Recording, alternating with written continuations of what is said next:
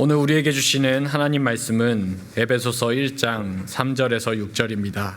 찬송하리로다 하나님 곧 우리 주 예수 그리스도의 아버지께서 그리스도 안에서 하늘에 속한 모든 신령한 복을 우리에게 주시되 곧 창세전에 그리스도 안에서 우리를 택하사 우리로 사랑 안에서 그 앞에 거룩하고 흠이 없게 하시려고 그 기쁘신 뜻대로 우리를 예정하사 예수 그리스도로 말미암아 자기의 아들들이 되게 하셨으니 이는 그가 사랑하시는 자 안에서 우리에게 거저 주시는 바 그의 은혜의 영광을 찬송하게 하려는 것이라. 아멘. 하나님께서는 다윗을 향하여 내 마음에 합한 사람이다 라고 하셨고, 또 다윗도 하나님의 보호하심 속에 있는 것을 그 무엇보다도 크게 여겼습니다. 그래서 다윗은 이렇게 고백했습니다. 시편 23편 1절과 2절입니다. 여호와는 나의 목자시니 내게 부족함이 없으리로다. 그가 나를 푸른 풀밭에 누이시며 쉴만한 물가로 인도하시는도다. 동물의 왕국과 같은 TV 프로그램을 보면 이따금 여러 동물이 그다지 크지 않은 강을 건너는 장면을 볼 때가 있습니다. 그런데 의외로 동물들이 헤엄을 잘 치는 모습에 놀라곤 합니다. 기러기나 개구리, 오리처럼 물갈퀴가 있는 것도 아닌데 강을 꽤 잘 건너갑니다. 강의 물살이 좀 세어 보여도 들소나 얼룩말, 가젤 등은 두려워하지 않고 강으로 뛰어들어서 건너갑니다. 그리고 목이 마르면 강가에서 물을 마시기도 합니다. 그런데 양은 수영을 할 줄 모른다고 합니다. 양은 물에 빠지면 양털 자체가 스펀지와 같은 역할을 해서 양의 몸을 물속으로 잡아당기기 때문이라고 합니다.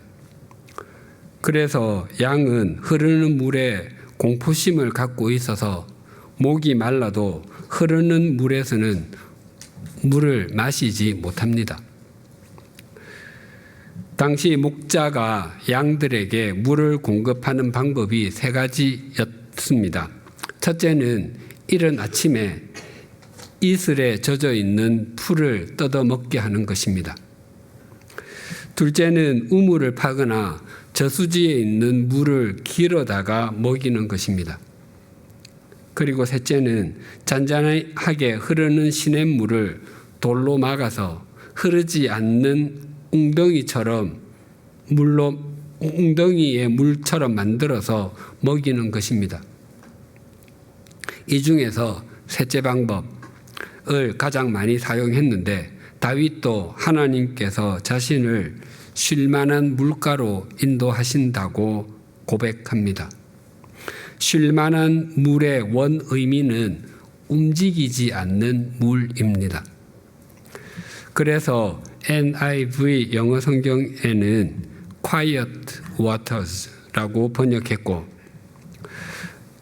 킹 제임스 버전 영어 성경에는 Still Waters, 움직이지 않는 물이라고 번역했습니다.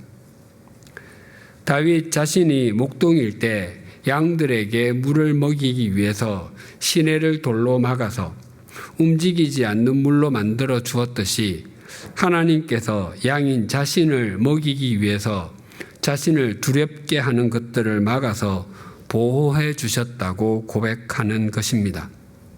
그래서 다윗은 사망의 음침한 골짜기에서도 해를 두려워하지 않을 수 있었고, 주의 지팡이와 막대기가 안위해 주심으로 염려의 강도 건널 수 있었습니다. 다윗의 고백은 이렇게 이어집니다. 시편 23편 5절과 6절입니다. 주께서 내 원수의 목전에서 내게 상을 차려주시고 기름을 내 머리에 부으셨으니 내 잔이 넘치나이다. 내 평생의 선하심과 인자하심이 반드시 나를 따르리니 내가 여호와의 집에 영원히 살리로다. 이 말씀을 가만히 묵상하면 이런 모습이 그려집니다. 다윗이 원수들에게 쫓겨 도망가다가 더 이상 도망갈 수 없는 상황이 되어서 기진맥진한 상태로 이제는 죽었다고 생각을 하고 눈을 감고 있는데 시간이 지나도 아무런 일이 벌어지지 않는 것입니다. 그래서 눈을 살포시 떠보니까 하나님의 보호하심이 다윗을 감싸고 지켜주고 있습니다. 또한 다윗 앞에 잔치상이 차려져 있고 하나님께서는 다윗을 최고의 손님으로 맞아주시는 증거로 머리에 기름을 부어주고 계십니다. 하나님의 보호막 밖에서는 원수들이 다윗을 잡기 위해서 살기 등등한 상태로 있지만 하나님의 보호막 때문에 더 이상 접근할 수가 없습니다. 그때 다윗이 깨달았던 것은 늘 염려와 근심, 고난과 고통, 죽음의 그림자가 자신을 따라다닌다고 생각하고 있었는데 그것보다도 훨씬 더 가까이 자신을 따라다닌 것이 하나님의 선하심과 인자하심이었던 것입니다. 그래서 자신도 하나님의 집에 거하겠다고 결단하는 것입니다. 그 하나님의 선하심과 인자하심이 다윗을 다윗 되게 했습니다. 우리에게도 동일하게 염려와 근심이 있고 고난과 고통도 있습니다. 또 우리 삶을 짓누르는 일도 있습니다. 그것들 중에서 나를 곧 가장 힘들게 만드는 것 딱 한 가지, 그것만 없어도 더 이상 소원이 없을 것 같은데 그 힘든 것은 없어지지 않기도 합니다. 하지만 우리를 지키시고 우리를 품으시는 하나님의 보호막은 그 무엇보다도 우리 가까이에 있습니다. 오늘 본문에도 우리를 품어주시는 분이 있다고 말씀하십니다. 하나님께서 창세전에 우리를 택해 주신 이유를 세 가지로 말씀합니다.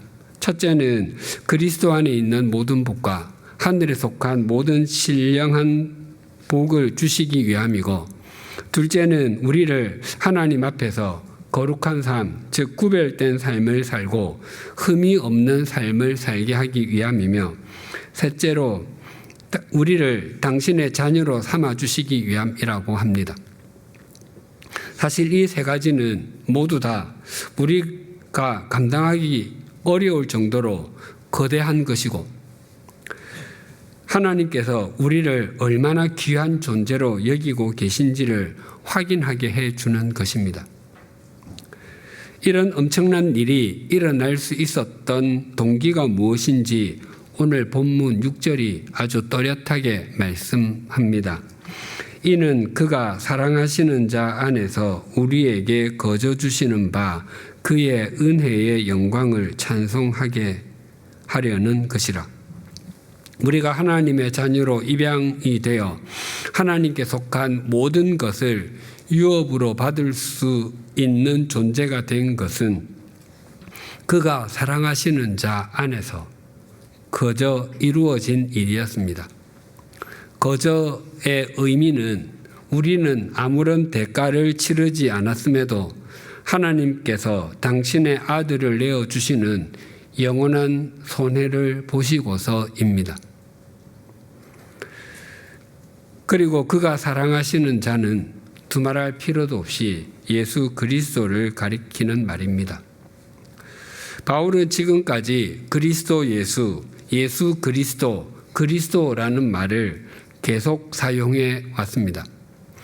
제가 1절에서 5절을 봉독하겠습니다.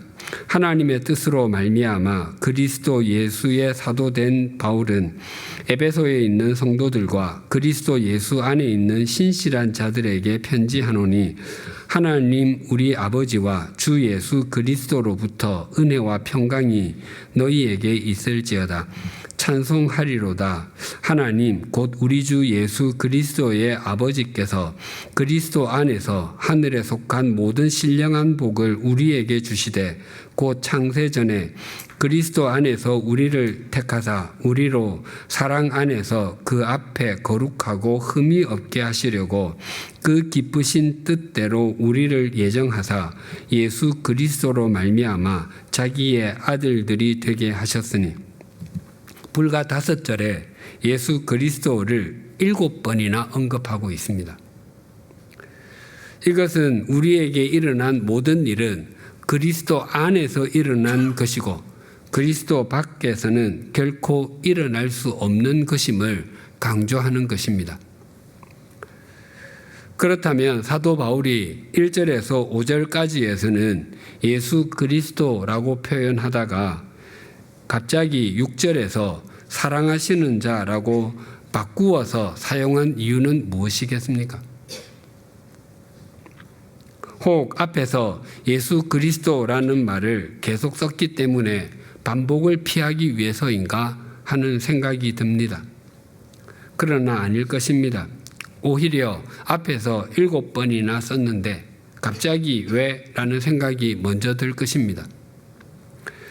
그리고 뒤에 나오는 말씀 7절에서 14절에 그리스도 안에서라는 말이 다시 반복해서 나옵니다. 그렇기에 단순히 반복을 피하기 위해서 사랑하시는 자 안에서라고 쓴 것은 아닐 것입니다.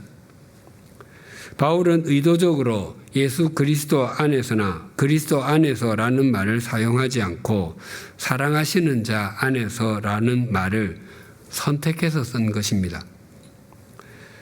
즉 하나님께서 우리로 하여금 그리스도 안에 있는 모든 복과 하늘에 속한 모든 신령한 복을 받는 존재가 되게 하려고 이 세상이 지어지기도 전에 택하여 주시고 거룩하고 흠이 없게 되려 하는 것을 목표로 살아가게 하시며 하나님의 자녀가 되게 하신 것입니다. 그래서 우리가 이 놀라운 은총을 누리게 된 것이 사랑하시는 자 안에서 시작되었고 진행되고 있으며 완성되리라는 것입니다. 성경 여러 곳에서 예수님을 사랑하시는 자라고 표현합니다. 누가복음 3장 21절과 22절입니다. 백성이 다 세례를 받을새 예수도 세례를 받으시고 기도하실 때에 하늘이 열리며 성령이 비둘기 같은 형체로 그의 위에 강림하시더니 하늘로부터 소리가 나기를 너는 내 사랑하는 아들이라 내가 너를 기뻐하노라 하시니라. 우리나라에서는 유교의 영향으로 아버지와 아들은 서열의 개념을 갖고 있습니다. 하지만 이스라엘에서는 동등 그리고 동격의 개념입니다. 토끼의 새끼는 토끼이고 여우의 새끼는 여우이듯이 사람의 아들은 사람이고 하나님의 아들은 하나님이라는 의미입니다.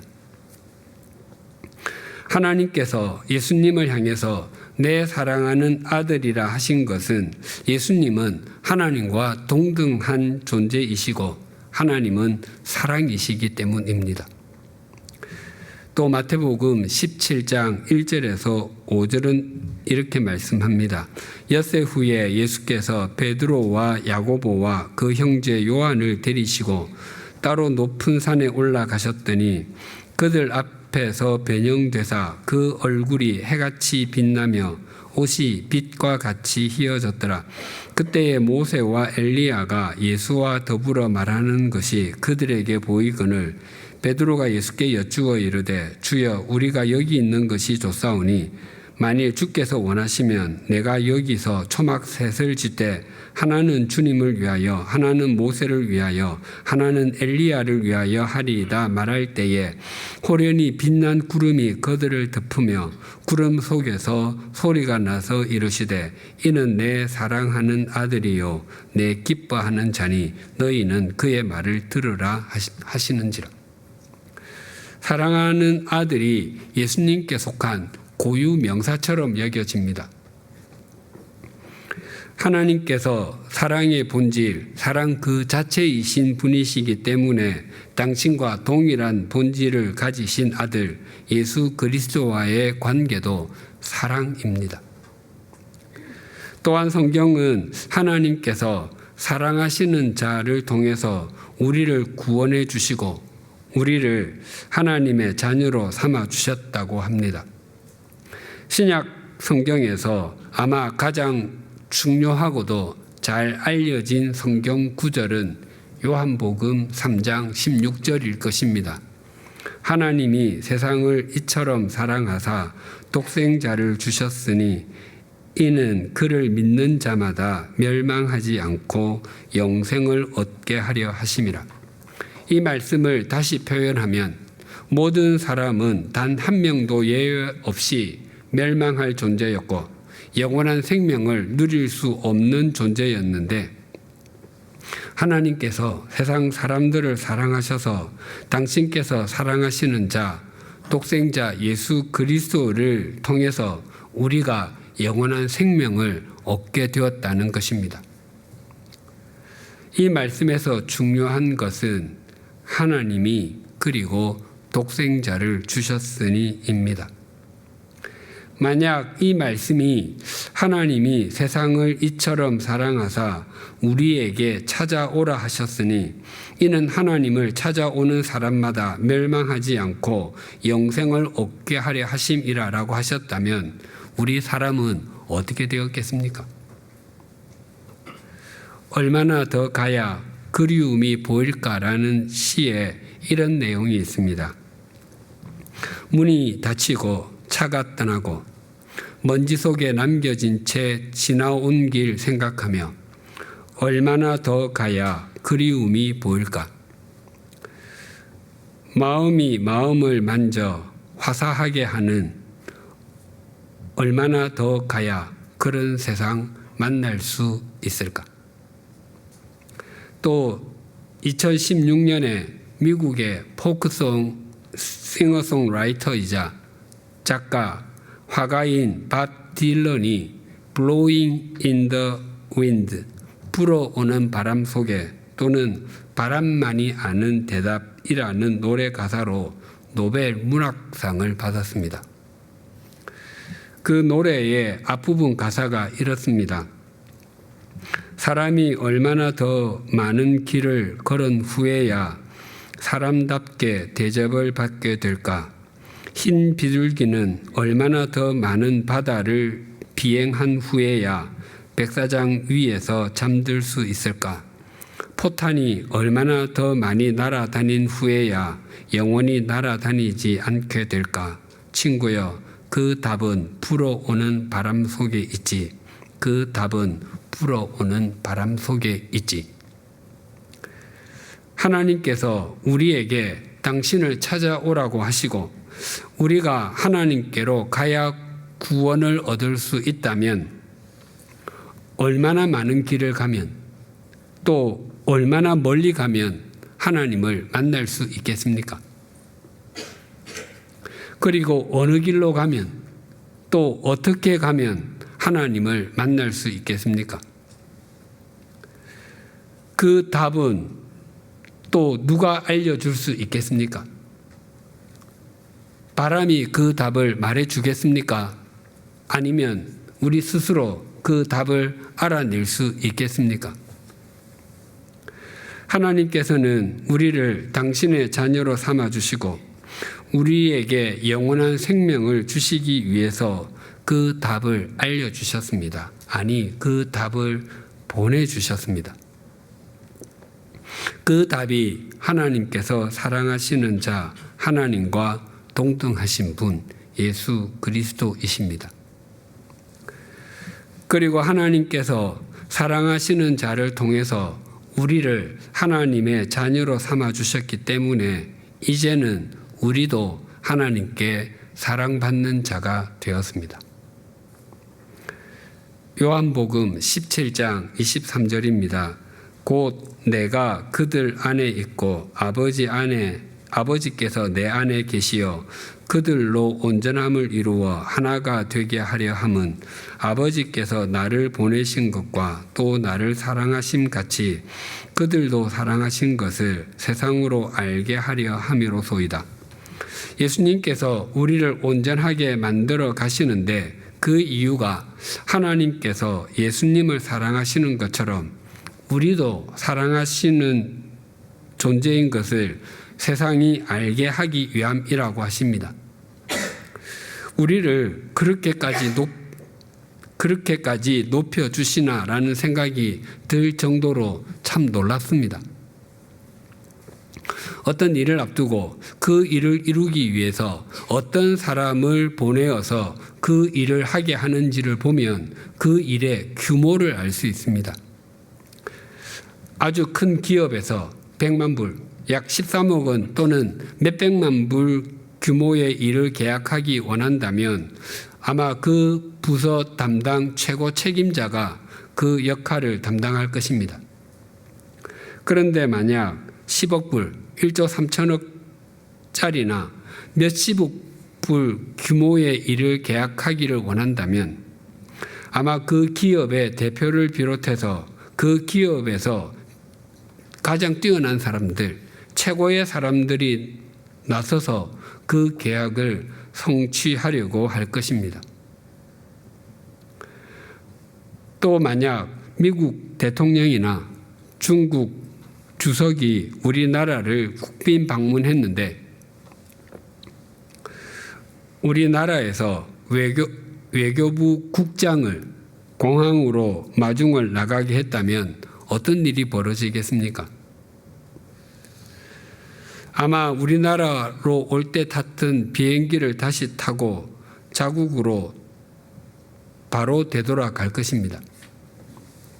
또 반대로 우리나라 대통령이 미국이나 중국을 국빈 방문했는데 공항에 마중 나온 사람이 외교부 말단 직원이었다면 또 공항에 마중 나온 사람이 아무도 없다면 어떻게 되겠습니까? 뿐만 아니라 환대해주는 장소도 집무실이 있는 백악관이나 중난하이가 아니라 해안가에 있는 마을 해관과 같은 곳이라면 아마 우리 국민은 깊은 수치심을 느끼게 될 것입니다. 하나님께서 우리에게 복을 주시고 거룩하게 하시며 하나님의 자녀로 삼아 주시기 위해서 독생자 예수 그리스도를 보내주셨다는 것은 우리를 그만큼 높여주시는 것입니다. 하나님께서 사랑하시는 자로 인해서 우리도 하나님께서 사랑하시는 자가 되었습니다. 또한 우리가 하나님께서 사랑하시는 자가 되었다면 우리가 하나님을 닮아가는 것은 마땅한 일입니다. 마태복음 5장 43절에서 48절이 이러합니다. 또 내 이웃을 사랑하고 내 원수를 미워하라 하였다는 것을 너희가 들었으나 나는 너희에게 이르노니 너희 원수를 사랑하며 너희를 박해하는 자를 위하여 기도하라. 이같이 한즉 하늘에 계신 너희 아버지의 아들이 되리니 이는 하나님이 그 해를 악인과 선인에게 비추시며 비를 의로운 자와 불의한 자에게 내려주심이라. 너희가 너희를 사랑하는 자를 사랑하면 무슨 상이 있으리요? 세리도 이같이 아니하느냐? 또 너희가 너희 형제에게만 무난하면 남보다 더하는 것이 무엇이냐? 이방인들도 이같이 아니하느냐? 그러므로 하늘에 계신 너희 아버지의 온전하심과 같이 너희도 온전하라. 하나님 아버지께서 온전하신 것과 같이 우리에게도 온전하라고 말씀하십니다. 이 말씀은 우리도 하나님과 똑같은 존재가 되라는 의미가 아닙니다. 우리는 결코 그렇게 될 수가 없고 만약 우리가 그렇게 될 수 있다면 우리가 믿는 하나님은 창조주가 아니실 것입니다. 지난주에 말씀드린 바와 같이 하나님께서 우리에게 온전하라, 완전하라라고 말씀하시는 것은 제사를 드릴 때 재물로서의 결격 사유가 없는 온전함이고 완전함입니다. 우리는 하나님을 닮아 하나님의 자녀다운 존재, 하나님 나라의 백성다운 존재가 되어가야 한다는 것입니다. 데살로니가 후서 2장 13, 14절입니다.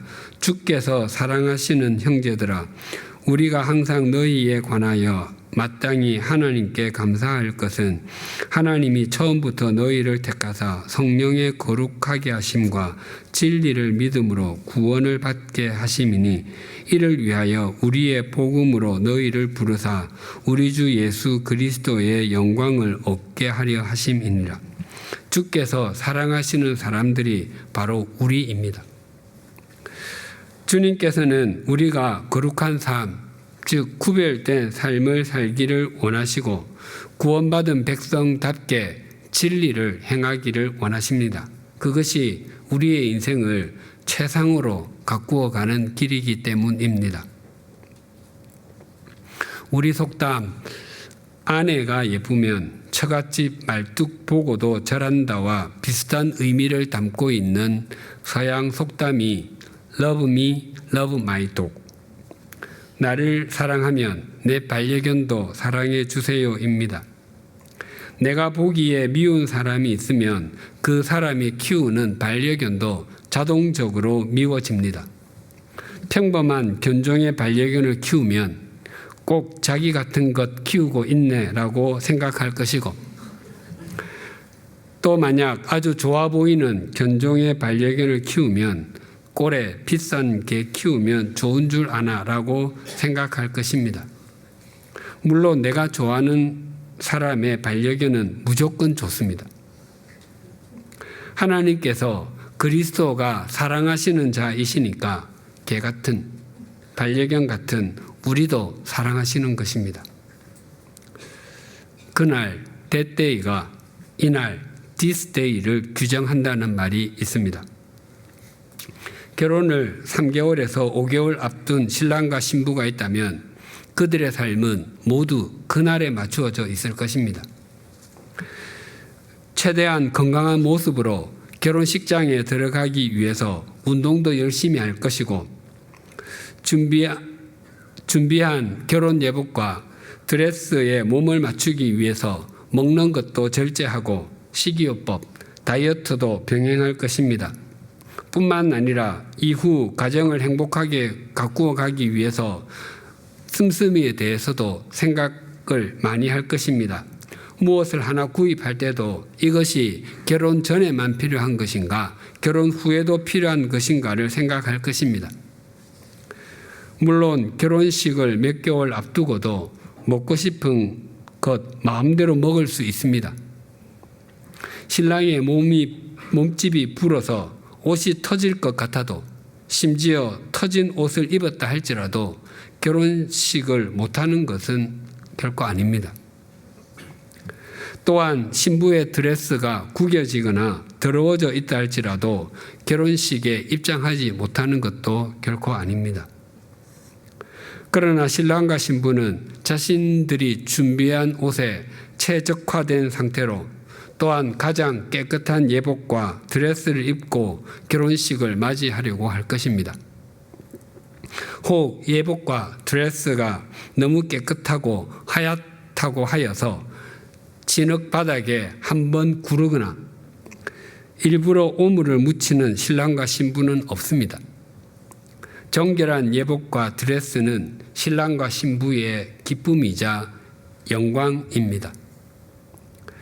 하나님께서 영원히 사랑하시는 자이신 예수 그리스도를 통해서 우리를 하나님의 자녀로 삼아 주심으로 우리도 하나님께서 사랑하시는 자가 된 것을 중심으로 믿는다면, 우리 각자가 이 땅에서 마지막 숨을 내어 쉰 후에는 하나님 앞에 설 때가 있다는 것을 바르게 인식하고 사십시다. 또한 우리에게 주어진 삶의 자리에서 신실한 삶과 흠이 없는 삶을 그때까지 신실하게 걸어가십시다. 그러한 삶을 더욱 잘 살아내기 위하여 우리 각자의 창문을 하나님을 향해 활짝 여십시다. 우리가 하나님의 사랑 안에서 하나님께서 사랑하시는 사람답게 걸어가다 보면 세월이 지나갈수록 영원한 큰 바위 얼굴이신 주님의 모습이 우리의 삶에 또렷하게 드러나게 될 것입니다. 기도하시겠습니다. 그리스도 안에 있는 모든 복과 하늘에 속한 모든 신령한 복을 주시기 위해 우리를 세상이 지어지기도 전에 택해 주신 것 감사합니다. 또 우리를 하나님 앞에서 거룩하고 흠이 없는 삶을 살게 하시며 우리를 하나님의 자녀로 받아주신 것이 모두 사랑하시는 자 안에서 이루어진 것임을 알게 하시고 되새기게 해주셔서 감사합니다. 불순종의 자녀이자 진노의 자녀였던 우리를 하나님의 자녀로 바꾸어 주시고 하나님께서 사랑하시는 자 안에서 우리도 사랑받는 존재가 되었다는 것을 믿는다면 거기에 걸맞게 살아가게 하여 주시옵소서. 결혼식을 앞둔 신랑과 신부가 그날에 초점을 맞추고 이날의 삶을 꾸려가듯이 우리도 이 땅에서 마지막 숨을 내어 쉬는 그날이 있다는 것을 잊지 않게 하여 주시옵소서. 그리하여 세월이 지날수록 우리의 모습이 하나님께서 사랑하시는 자이신 예수 그리스도를 닮아가게 하여 주시옵소서. 예수님의 이름으로 기도드립니다. 아멘.